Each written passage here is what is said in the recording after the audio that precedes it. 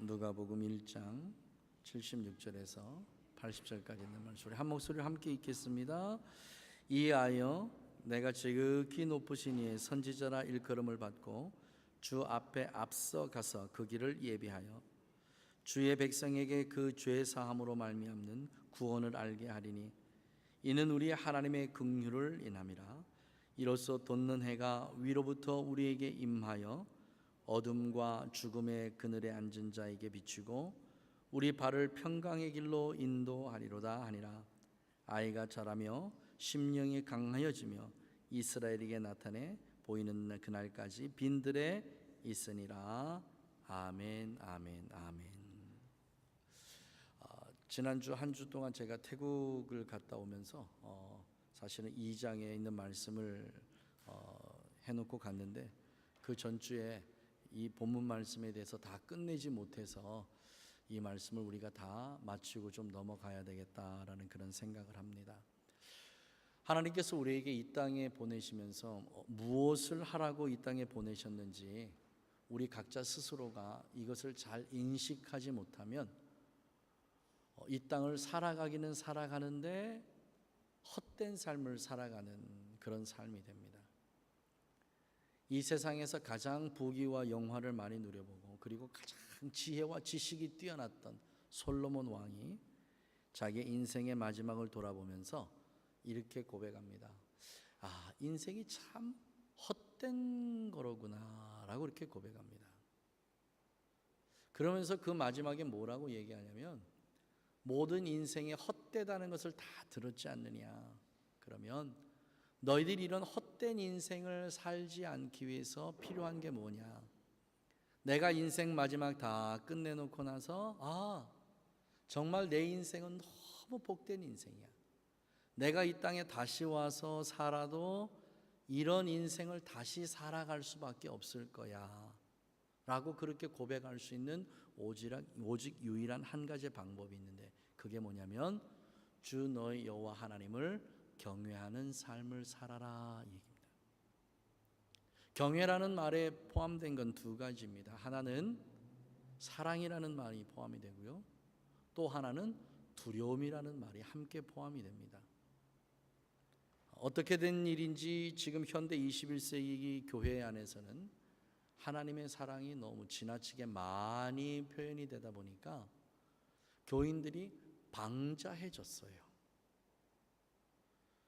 할아버지가 손주를 너무 이뻐하면 수염이 다 뽑힌다라고 그렇게 우리 옛 어른들이 말씀하셨잖아요. 적당하게 사랑하고 적당하게 혼내고 그래서 그 아이를 좋은 인격적인 인격을 가진 아이로 성장시키는 게 무엇보다도 필요하다. 우리 교회도 마찬가지입니다. 하나님의 사랑이 지나치게 많이 선포가 되다 보니까 교인들이 하나님 앞에 너무 방자한 삶을 살아갑니다. 이 말은 무슨 말이냐면 하나님을 두려워하는 두려움 자체가 사라지고 맙니다. 어떻게 우리 식구들한테 한번 질문 한번 해볼게요. 여러분, 죄 짓는 게 두렵습니까? 죄 짓고 나서 그냥 회개하면 하나님의 사랑으로 용서해 주십니까? 여러분 어떤 마음이십니까? 하나님의 사랑을 지나치게 강조하다 보니까 생겨난 부작용이 뭐냐면요, 하나님은 너희가 이 땅에서 무엇을 심든지 너희가 그대로 거둔다는 그 말씀 자체가 우리에게서 잊혀진 지 오래됐습니다. 우리는 심은 대로 이 땅에서 반드시 거두어야 합니다. 죄를 심으면 하나님의 진노로 거둬야 되고 순종으로 심으면 하나님의 복으로 거두게 될 거예요. 물론 하나님께서 우리의 모든 죄를 다 용서해 주시긴 하십니다. 하지만 하나님은 공의의 하나님이십니다. 우리가 지은 그 죄에 대한 대가는 우리가 이 땅에 살면서 반드시 다 받아야 됩니다. 이게 하나님의 공의입니다. 왜냐하면 우리는 어차피 지옥에 갈 수 없는 인생들이니까 우리가 지은 모든 죄들은 이 땅에서 다 받고 그리고 가야 되지 않겠습니까? 이게 하나님의 공의입니다. 혹시라도 우리의 삶에 우리가 원치 않는 여러 가지 일들이 많이 생겨난다면 하나님, 이 일이 왜 나에게 일어나야 됩니까? 라고 그렇게 하나님 앞에 기도하기 전에 하나님, 내가 하나님께서 원치 아니하는, 하나님께서 원하지 않은 일을 내가 많이 행했나 보네요. 주님 용서하시고, 만약 이게 나의 실수와 허물 때문에 온 것이라면 내가 잘 이기고 견뎌내서 다시는 이와 같이 어려움 겪지 않도록, 나의 실수와 허물이 내 삶 속에 있지 않도록 주의 성령이시여 나를 도우시고 나를 이끌어 주시옵소서. 이렇게 기도하는 게 사실 원칙이기도 합니다. 그래서 오늘은 과연 하나님께서 우리를 이 땅에 보내주셨는데 무엇하라고 보내주셨는가, 왜 보내주셨는가, 이것을 우리가 한번 살펴보려고 합니다. 오늘 제목이 외치는 자의 사명인데, 외침은 비단 꼭 목소리로만 외치는 게 사실 외침은 아닙니다. 오히려 목소리보다는 우리의 몸으로, 우리의 삶으로 이 외치는 외침이 더 큰 외침이고, 이 외침이야말로 어쩌면 정말 하나님께서 우리에게 원하시는 그런 외침이 아닐까라는 그런 생각을 합니다. 세례 요한의 삶을 통해서 그리스도 예수의 재림을 대망하는 우리 교회가, 선지적 부활과 선지적 종말을 살아가는 우리 교회 가족들이 어떤 삶을 살아가야 정말 하나님께서 원하는 외치는 자의 그 사명을 다 살아가는 것일까라고 하는 것을 우리가 한번 살펴보기를 원합니다. 자, 3장으로 우리가 넘어갑니다. 3장으로 넘어갑니다. 자, 3장 1절부터 봅니다. 누가복음은 이방인을 위해서 쓰여진 복음입니다. 그래서 이 누가복음이 굉장히 친절해요. 다른 복음서에는 나와 있지 않은 내용들이 누가복음에는 아주 친절하게 잘 기록이 됩니다. 디베리오 가이사가 왕위에 있는 지 15해. 다른 복음서에는 이 말씀이 없어요. 곧 본디오 빌라도가 유대의 총독으로, 헤롯이 갈릴리의 분봉왕으로, 또 동생 빌립이 이두메와 드고라 및 지방의 분봉왕으로, 루사니아가 아벨레네의 분봉왕으로, 안나스 가야바가 대제사장으로 있을 때에, 자, 2절에 보면 안나스와 가야바가 대제사장으로 있을 때에, 원래 대제사장은 한 명입니다. 그런데 이 시기에 대제사장이 어떻게 됐는지 2명이에요. 자, 그 말씀을 여기다 이렇게 친절히 기록해 놓은 겁니다. 하나님의 말씀이 빈 들에서 사갈의 아들 요한에게 임한지라. 빈 들이에요. 텅텅 빈 그 빈 들에 하나님의 말씀이 요한에게 임한 겁니다. 요한이 광야에서 생활을 했죠. 자, 우리 가족들 배웠습니다. 광야는 어떤 곳이죠? 고통스러운 곳, 힘든 곳, 이곳이 우리가 알고 있는 광야인데, 하나님에게서 광야는 하나님을 깊이 있게 만나는 곳이 광야입니다. 하나님을 깊이 있게 경험하는 곳이 광야입니다. 이스라엘 백성들이 가데스 바네아에서 하나님을 배반하는 일이 일어나고, 하나님은 너희 온 족장들이 적과 끓이는 그 약속의 가나안 땅을 정탐한 그 날수 그대로 하루를 1년 삼아서 내가 40년을 광야에서 너희들을 훈련하겠다라고 말씀하십니다. 이 훈련은 다른 훈련이 아니라 하나님을 알아가는 훈련입니다. 하나님이 어떤 분이신가? 지금 우리 조상들로부터 있던 그 하나님을 귀로만 들었는데, 우리가 광야의 생활을 하면서 그 하나님이 어떤 하나님인지 내가 눈으로 보고 귀로 듣고 내 삶으로 경험하고 체험할 수 있도록 그렇게 하나님의 배려가 있는 곳이 어디냐면 바로 광야입니다. 그래서 38년 몇 개월 동안 이스라엘 백성들은요, 철저하게 광야에서 하나님을 경험하게 됩니다. 전에도 없고 후에도 없을 그러한 놀라운 일들이 그들에게 주어집니다. 그런데 그럼에도 불구하고 그들이 하나님을 배신하고 하나님을 떠나는 그런 일들이 생겨나잖아요. 우리는 이해할 수 없는 일들이지만 아무튼 그 일들이 그들의 가운데 있습니다. 이와 같이 동일하게 하나님께서 요한을 어디로 부르셨냐면 빈들, 광야로 불러내셨습니다. 그곳에 불러내셔서 하나님께서 요한과 함께 친밀하게 관계를 가지시면서 나 여호와가 누군지를 철저하게 요한에게 드러내 주십니다. 우리는 지난 40일 동안 우리도 역시 세례 요한과 똑같은 마음으로 40일을 광야의 생활을 한번 살아봤습니다. 우리가 광야에서 하나님을 어떻게 만나야 될 것인가? 그 광야를 통해서 우리가 하나님을 어떻게 경험해야 할 것인가? 그 광야에서 하나님을 만나서 우리의 삶이 어떻게 변화되어야 될 것인가? 그리고 우리가 가져야 될 우리의 비전은 무엇이 있을까? 이런 것들을 하나씩 세밀하고 세세하게 우리가 살펴보았습니다. 오늘 그렇게 살펴본 그 내용들이 오늘 이 시간 이 말씀 속에 녹아들어 있음을 우리가 봅니다. 3절 봅니다. 요한이 요단강 부근 각처에 와서 죄 사함을 얻게 하는 회개의 세례를 전파하니. 자, 그러면 요한의 사명이 뭐냐면 바로 이겁니다. 회개의 세례를 전파하는 게 요한의 사명입니다. 그럼 우리에게 주어진 사명은 뭐죠? 여러분, 동일합니다.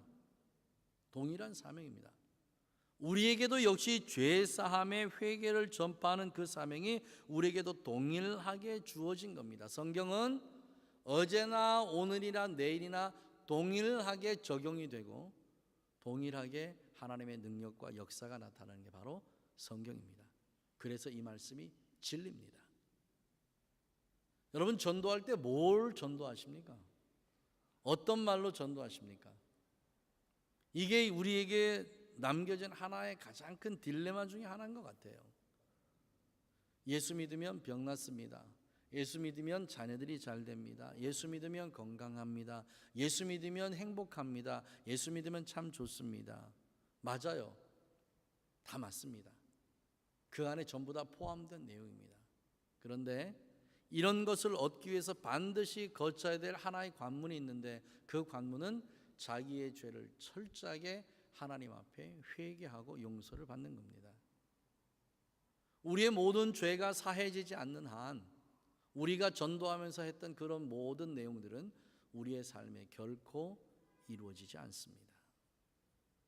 그래서 하나님은 세례 요한을 통해서 이스라엘에게 이것을 좀 외쳐라 하는 그 외침이 무엇 때문에 외치냐면 하나님은 그 백성들에게 복 주시기를 원하셔서 이 외침을 외치라고 하신 겁니다.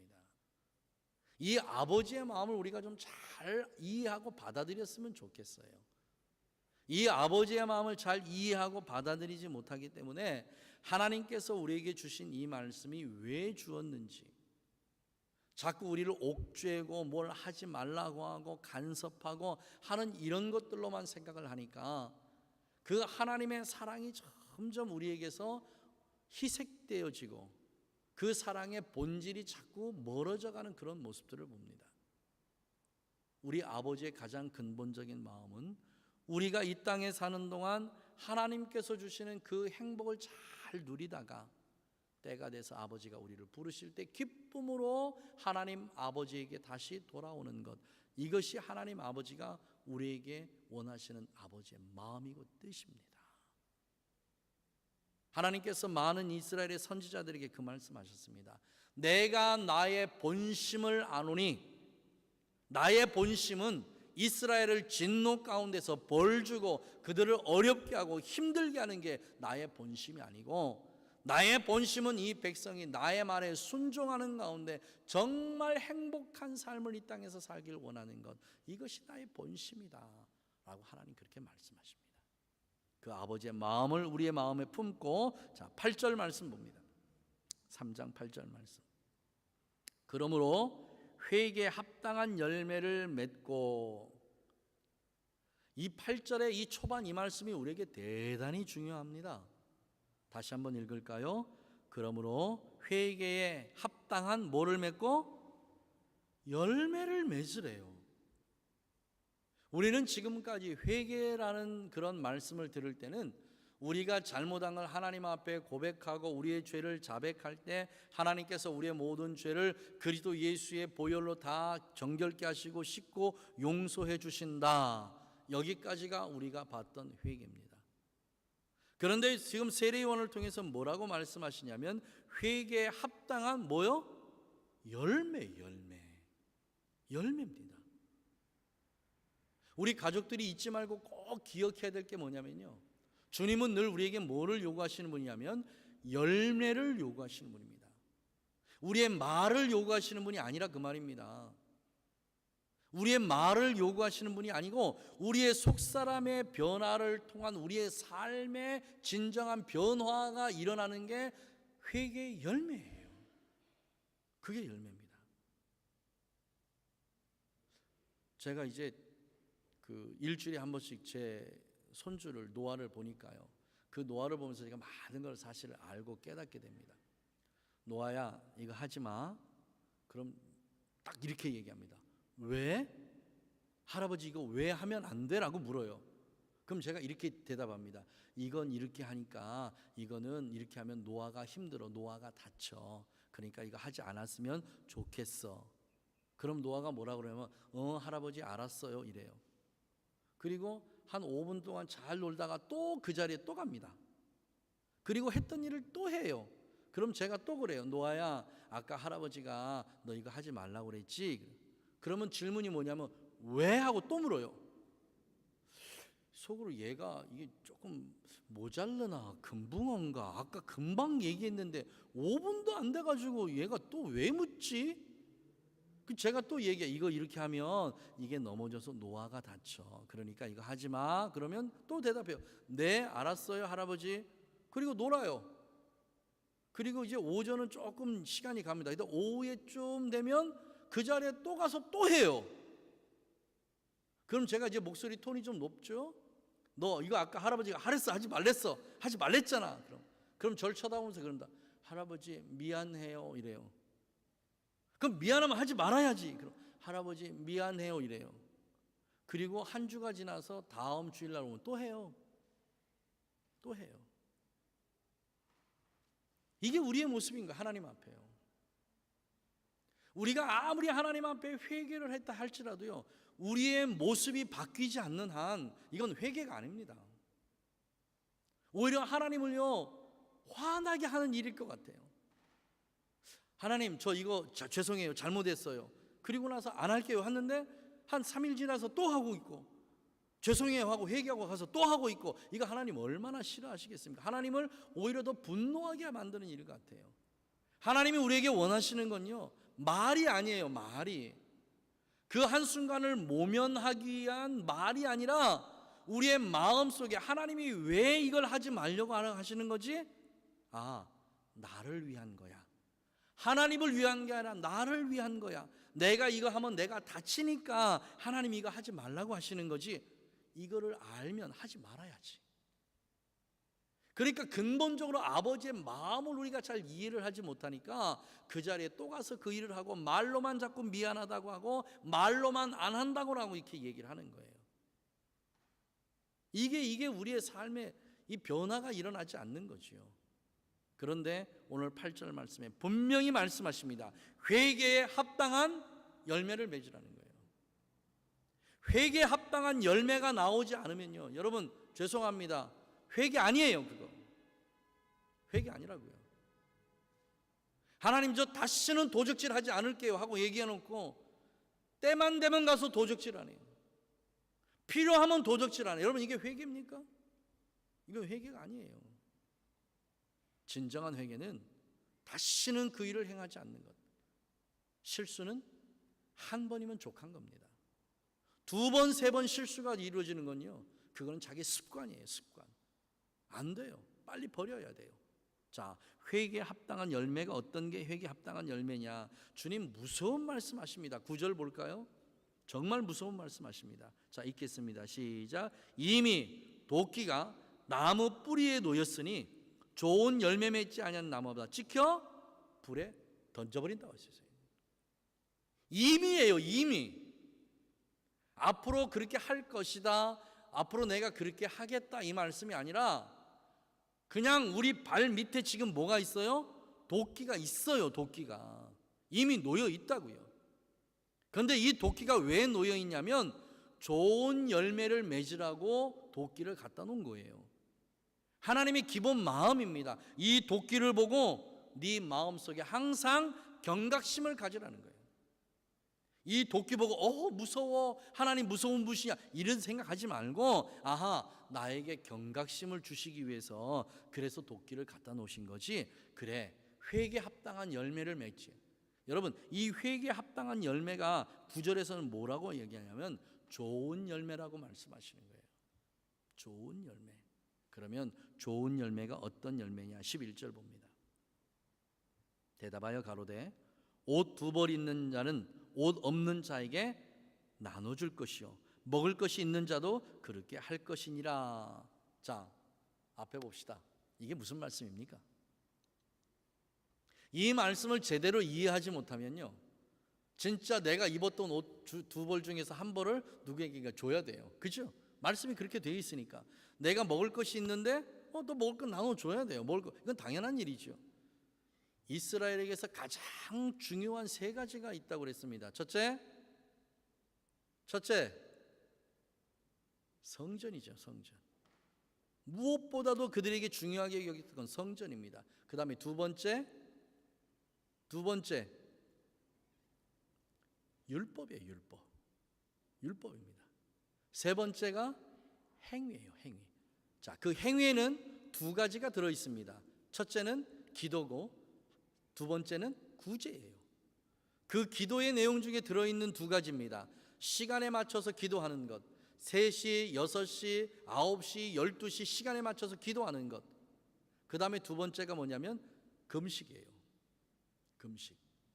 이 두 가지가 함께 들어있습니다.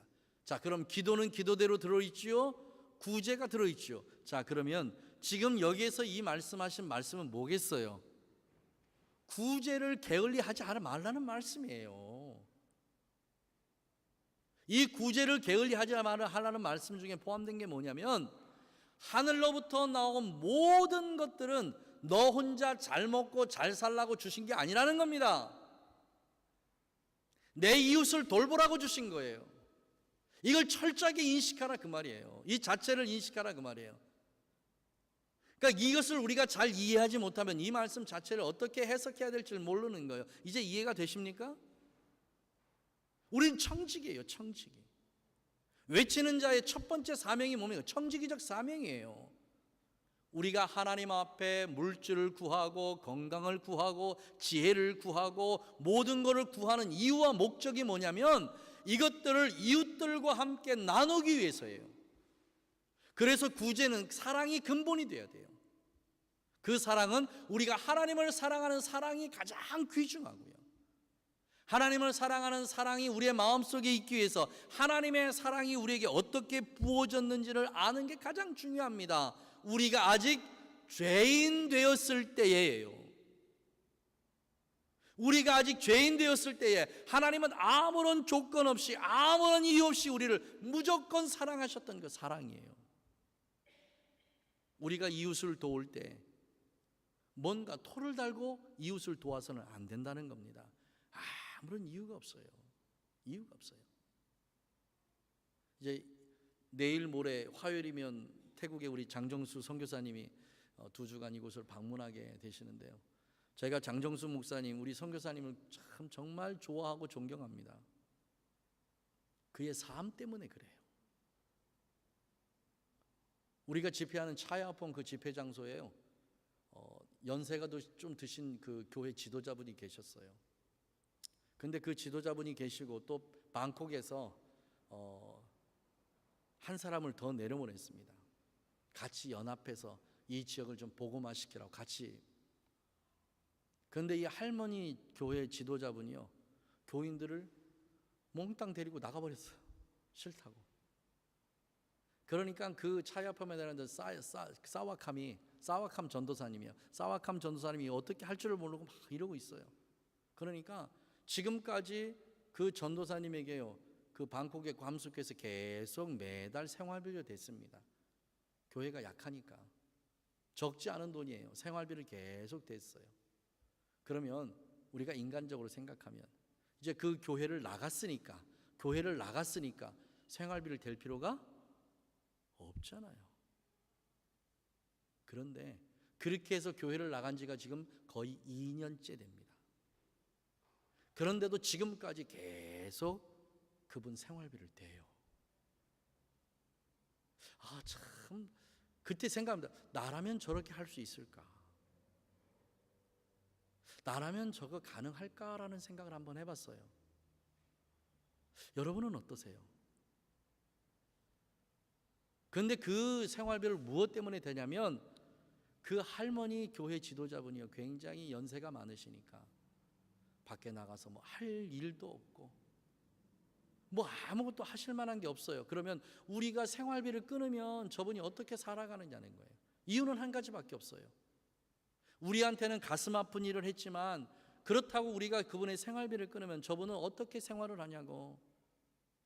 이건 하나님께서 기뻐하지 않으시는 일이라고. 그리고 지금까지 생활비를 대요. 여러분, 이게 진정한 하나님의 사랑입니다. 하나님께 내가 사랑을 받았다면 그 사랑이 나를 통해서 나타나야 돼요. 이게 좋은 열매잖아요. 이게 나타나줘야 돼요. 회개에 합당한 열매처럼 나타나는 것처럼 우리가 아버지의 사랑을 받았다면 그 사랑이 나의 삶을 통해서 누군가를 통해서 드러나야 되는데 그 아버지 사랑이에요. 그 사랑. 우리가 아직 죄인 되었을 때예요. 누군가 우리의 마음을 아프게 하고 우리 교회를 슬프게 만들었지만 그래도 그를 여전히 사랑하는 거예요. 왜? 내가 아버지에게 사랑을 받았으니까. 누군가 나를 힘들게 해요. 그래도 여전히 그를 사랑하는 거예요. 왜? 아버지가 나를 지금도 사랑하고 계시니까. 나도 여전히 아버지를 힘들게 하고 있지만 그 아버지가 나를 사랑하시는 것처럼 내가 그 아버지의 사랑을 받고 있는 한 내가 그 사랑을 누군가에게 흘려내 보내주는 것, 이게 하나님께서 원하시는 사랑이에요. 여러분, 이게 가장 큰 구제입니다. 사랑이 빠진 구제에 무슨 의미가 있나요? 내가 돈이 많아서 그 돈 어떻게 주체할 수 없어서 누구를 도와주는 것, 하나님의 사랑이 빠진 구제는요, 여러분 열매가 없어요. 죄송하지만 내가 아무리 가진 게 없지만 그 가진 거 없는 중에서 그걸 쪼개서라도 하나님의 사랑 때문에 누군가에게 나눌 수 있다면요, 그건 반드시 열매가 있습니다. 우리 열매 있는 일 해야 되잖아요. 세례 요한이 지금 이스라엘에게 이걸 말씀하시는 거예요. 그런데 여러분 보세요. 지금 이스라엘의 삶이 어떤 삶이죠? 로마의 폭정에 시달리고 있는 삶이에요. 예수님 앞에 나와서 예수님의 말씀을 듣는 사람들, 오늘 내가 가서 일하지 아니하면 우리 식구들이 다 굶어요. 그럴 정도로 그들의 삶이 어렵고 힘든 삶을 살아가고 있음에도 불구하고 하나님이 뭐라고 얘기하시냐면 나누라는 거예요. 나누라는 거예요. 우리에게 있어서 나눔 중에 가장 복된 나눔이 뭐겠습니까? 여러분, 생명 나눔이에요. 생명 나눔이요. 우리 새 생명 받았잖아요. 새 생명을 받았으니까 그 새 생명을 누군가 함께 나눠야 되잖아요. 죽어있는 그들에게 우리의 새 생명을 함께 나눠줘야 되잖아요. 이걸 주님 지금께서 말씀하고 계십니다. 사랑하신 우리 가족 여러분, 우리 온 몸으로 외치는 자의 소리가 되길 주님의 이름으로 축복합니다. 우리의 입술로만 외치는 게 아니고 우리의 온 몸으로, 우리의 삶으로 그렇게 외치는 자들이 돼야, 그래야 하나님이 원하시는 좋은 열매가 우리의 삶에 맺혀지고 주님이 이 땅에 오셨을 때 열매 내놔봐, 주님 여기 있습니다, 그렇게 되지 않겠습니까? 무화과나무처럼 저주받는 우리 인생이 안 되기를 주님의 이름으로 축복합니다. 그 다음에 두 번째 이 말씀하십니다. 12절입니다. 세리들도 세례를 받고자 와서 가로되 선생이여 우리가 무엇을 하리까? 가로되 정한 세 외에는 더 받지 말라. 정한 세 외에는 더 받지 말라. 세리에게 지금 한 얘기잖아요. 세리의 역할이 뭐죠? 왜 세리가 됩니까? 무엇 때문에 세리가 되는 거죠? 돈 벌려고. 돈이 자기 인생의 최고의 목적이고 목표예요. 왜요? 자기 민족의 정신을 버린 사람들이잖아요. 자기 민족 자체를 버린 사람들이에요. 이 버림받은 사람들이에요. 이 버림받은 사람들인데, 이 버림받은 사람들을 이스라엘은 어떻게 생각하냐면요, 죽은 사람이다 이렇게 얘기해요. 이스라엘 공동체 밖에 있는 사람들로 여겨요. 이 사람들은 죽은 사람, 산 사람이 아니라 죽은 사람이에요. 죽은 사람. 죽은 사람들이 지금 세례 요한 앞에 와서 나 살고 싶습니다라고 얘기하고 있는 거예요. 사는 방법이 뭐예요? 돈이 너의 인생의 목적과 목표로 삼지 말라는 거예요. 이거를 주님께서 나중에 뭐라고 말씀하십니까? 돈과 재물과 나를 함께 겸하여 섬기지 못한다라고 얘기하시잖아요. 안 되는 거예요, 그 자체가. 우리의 삶의 목적이 뭐죠?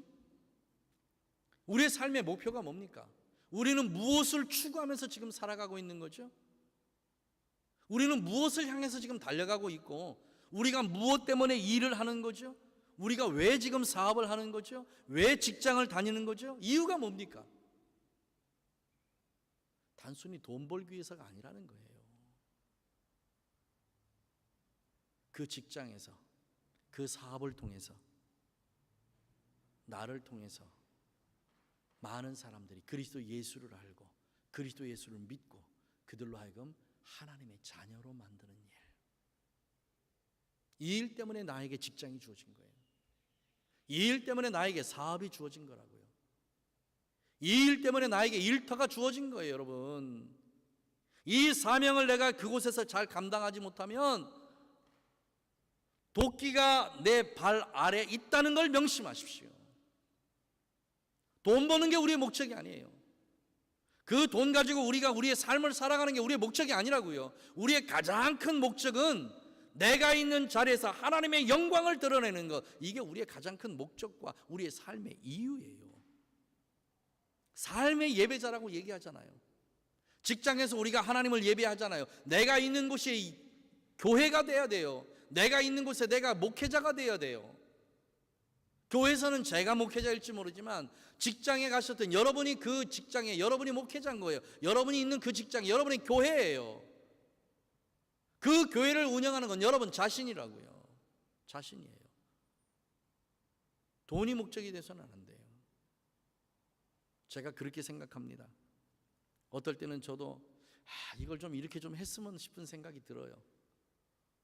그게 하나님의 말씀에서 많이 벗어나는 건 아니에요. 조금 벗어나요. 그렇다고 하나님 앞에 크게 혼날 일도 아닐 것 같아. 이걸 해도 괜찮지 않을까? 라는 생각이 들 때요. 무슨 생각을 하냐면 이 생각합니다. 내가 이것을 해서 우리 가족들이 실망하면 안 되지. 우리 가족들이 나를 보고 실망하는 일을 해서는 안 되지. 이 생각해요, 이 생각. 여러분 직장에서 이 생각 가지고 직장 생활하십시오. 여러분이 사업을 할 때 이 생각 가지고 여러분 사업하십시오. 내가 이걸 하고 싶어요. 그러나 이것 때문에 직장 동료들이 실망한다면 그들이 왜 예수를 찾겠습니까? 그들이 무엇 때문에 교회를 찾겠어요? 아무런 이유가 없어요. 교회를 찾을 이유가 없어요. 그들이 예수를 알게 하고 그들을 예수를 믿게 하기 위해서 우리에게 절대적인 필요함이 뭐냐면 바로 이런 거예요. 그들을 위해서 내가 절제하는 거예요. 그들을 위해서 내가 참는 거예요. 그들을 위해서 내가 더 수고하는 거예요. 그들을 위해서 내가 좀 덜 갚는 거예요. 그들을 위해서 내가 조금만 취하는 거예요. 이것이 하나님께서 원하시는 뜻입니다. 사랑하시는 우리 가족 여러분, 그럼 하나님께서 어떻게 해주시겠어요? 채워 주십니다. 우리가 포기한 그 이상으로 하나님 반드시 채워주실 줄 믿습니다. 이 믿음을 가지고 우리가 살아야, 그래야 외치는 자의 사명을 잘 할 수 있습니다. 자, 세 번째입니다. 14절 봅니다. 군병들도 물어 가로되 우리는 무엇을 하리까 하매 가로되 사람에게 강탈하지 말라 무고하지 말고 받는 봉급을 족한 줄로 알라 하니라. 이게 지금 현재 이스라엘의 삶이에요. 이스라엘의 삶. 그런데 세례 요한 앞에 세례를 받으러 나오는 그 부리들 중에서요 종교 지도자들이 있었습니다. 자, 우리가 앞으로 한번 넘어가 보겠습니다. 자, 7절 읽습니다. 요한이 세례 받으러 나오는 무리에게 이르되 독사의 자식들아 누가 너희를 가르쳐 장차 올 진노를 피하라 하더냐. 누구에게 한 말입니까? 세례 요한 지금 이게 누구에게 한 말이죠? 바리새인들에게 한 말이에요. 바리새인들, 외식된 거짓 종교 지도자들을 향해서 이 얘기를 하는 겁니다. 예수님이 오시기 전에 말라기 선지자를 마지막으로 해서요, 그 바로 위에 선지자를 얼마나 이스라엘에게 호되게 하나님의 명령을 전합니까? 없는 자들과 나누라고 얘기하잖아요. 없는 자들과 강탈하지 말고 뺏지 말고 그들과 함께 나누라. 너희들이 가진 것 그냥 주신 거 아니다. 없는 자들과 함께 나누라고 내가 준 거지. 너희들이 혼자 잘 먹고 잘 살라고 준 거 아니다. 그리고 없는 자들 걸 왜 빼앗느냐 자꾸. 이것 때문에 하나님께서 이스라엘 본토 백성들에게 얼마나 진노하셨습니까? 말라기서도 나왔고 호세아서도 마찬가지고요. 모든 소선지서에 공통적으로 나와 있는 부분이 바로 이 부분입니다. 너희들은 가난한 자를 돌보지 않았다는 거예요. 오히려 가난한 자들 걸 뺏고 착취하고, 그래서 너희가 더 배불리 했다는 거예요. 이것 때문에 얼마나 하나님께서 많이 말씀하셨는지 모릅니다. 다행히도 우리 가족들 중에서는 아직 그럴 만한 위치가 아니어서 다행이에요. 그런데 혹여라도 여러분이 이런 위치에 섰을 때에 기억하십시오. 내 녹을 먹는 자들, 나에게서 주급을 받아가는 그 사람들이 마음에 섭섭하지 않도록 넉넉하게 주십시오. 넉넉하게. 그 사람들의 마음이 상하면 하나님께서 절대 기뻐하지 않으십니다. 안 기뻐하십니다. 사랑하시는 우리 가족 여러분, 외치는 자의 사명은 말이 아닌 우리의 삶의 변화에 있다는 거예요.